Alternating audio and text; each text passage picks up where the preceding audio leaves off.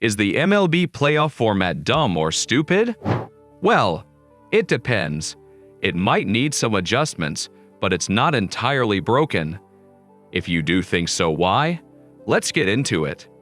Back in the early days of Major League Baseball, from 1903 to 1968, things were pretty straightforward. After the regular season, the best team from each league won the pennant and played in the World Series. Simple, right? Now here's a fun fact from 1904. There was no World Series because the New York Giants refused to play. Why? Well, the Giants owner thought the Boston Americans, from what he considered an inferior league. The American League didn't deserve to compete.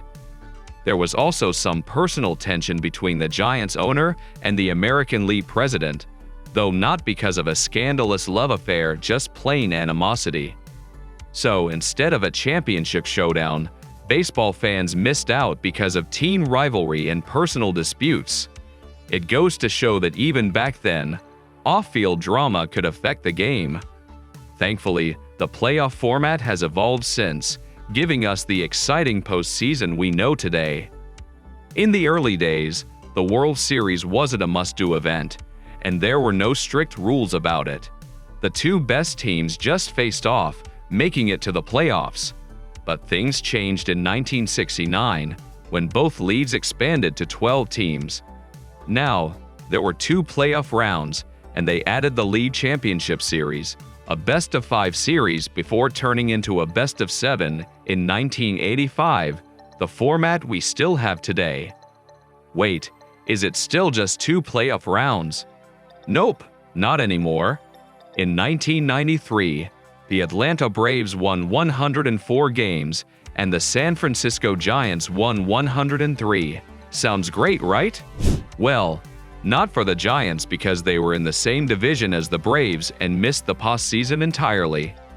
To avoid this kind of situation, they added a Central Division to both the American and National Leagues in 1994. Plus, they introduced a wild card spot for each league. However, we didn't see these changes until 1995 due to the 1994 strike. That strike halted the season halfway through, and there was no World Series that year.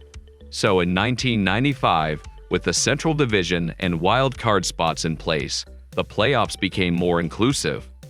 Now, it's not just the division winners making it. Wild card teams get a shot too. The playoff format keeps evolving, creating excitement and opportunities for teams to compete for that coveted World Series title. And that, friends, is how the World Series and MLB playoffs have transformed over the years. From 1995 to 2011, baseball had a playoff format with 4 teams from each league, making a total of 8 teams. Then, things changed in 2012, when a new agreement between Major League Baseball and the Players Association added a second wild card spot for each league. Now, this meant 2 wild card teams had to face off in a single-game showdown, winner takes all. Despite the home field advantage, my calculations showed it didn't matter much because, from 2012 to 2021, out of the 18 wild card games played, 9 were won by the home team and 9 by the visiting team. It turned into a real toss-up. Andrew McCutcheon once shared his thoughts on baseball's wild card setup, saying that baseball is more suited for series than single games. He pointed out the unpredictability of the game, expressing the belief that a team's entire season shouldn't end after just one game if luck doesn't swing their way. For years, there was a call for change, and the idea of a 3-game series for wild card teams gained support. Eventually, Major League Baseball adopted this format. In 2020, due to special circumstances, there was a temporary 16-team postseason, but it reverted to 10 teams in 2021. Amidst a lockout before the 2022 season, MLB and the Players Association reached an agreement. The wild card game transformed into a 3-game series, and an extra wild card team was added, expanding the postseason to 12 teams with 6 in each league. However, it was recognized that the new format had its merits.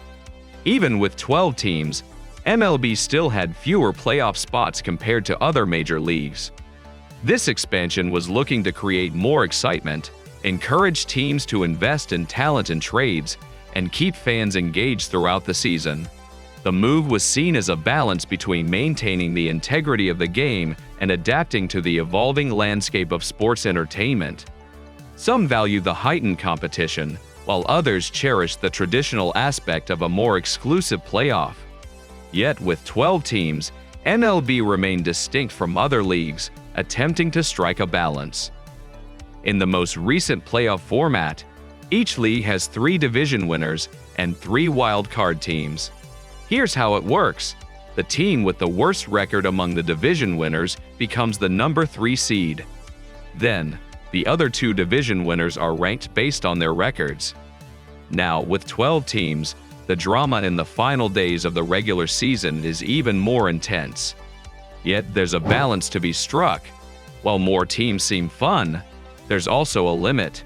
Going beyond 12 teams might dilute the competitiveness of the playoffs. One interesting addition was the extra wild card spot for each league. This meant a total of 6 wild card teams, bringing an extra layer of unpredictability to the postseason. The wild card games, where one game decides who advances, have been particularly thrilling. Right now, all the teams that won over 100 games are out of the playoffs. Some wonder if the new playoff format is to blame. Teams with more rest this postseason aren't doing great, with a record of 4 wins and 10 losses, even though they were expected to do well. Stats show that historically, teams with longer breaks versus shorter ones have a record of 24 wins and 11 losses. Looking at last year, the 111-win Dodgers lost to the 89-win Padres in the NLDS. The 101-win Braves lost to the 88-win Phillies in the first round. However, the Astros, with days off, didn't lose to the Twins. The Yankees also won after a break, so maybe it's more about how the Dodgers and Braves performed rather than the MLB postseason format being broken. The Dodgers and Orioles performed well even after having several days off, challenging the idea that too much rest is a problem. While some might argue that the All-Star break gave everyone time off, the Dodgers, Braves, and Orioles losing to teams with lesser records doesn't seem to be solely about rustiness. Having 5 days off benefits the pitching staff, giving them a fresh start for the series. The key argument is that if a team can't win because of too many days off, they might not have been a true World Series contender. Despite the talent of the Dodgers, Braves, and Orioles, they faced teams that showed more fight, a common element in baseball. Baseball's unpredictability means any team can win in a short series. Even the worst teams, like the A's with 112 losses, can have strong stretches. This dynamic makes the regular season meaningful, even if a team with fewer wins, like the Phillies with 90, can challenge a team with over 100 wins. While some argue the regular season feels less significant now, reverting to a simpler playoff format might not be what people truly want. In America, we love drama, and drawing out the playoffs seems to satisfy that desire. The focus should be on how teams, especially the top ones, perform in crucial moments rather than just blaming the format. And that's it for the video, folks. Make sure to like and subscribe. We'll see you in the next one.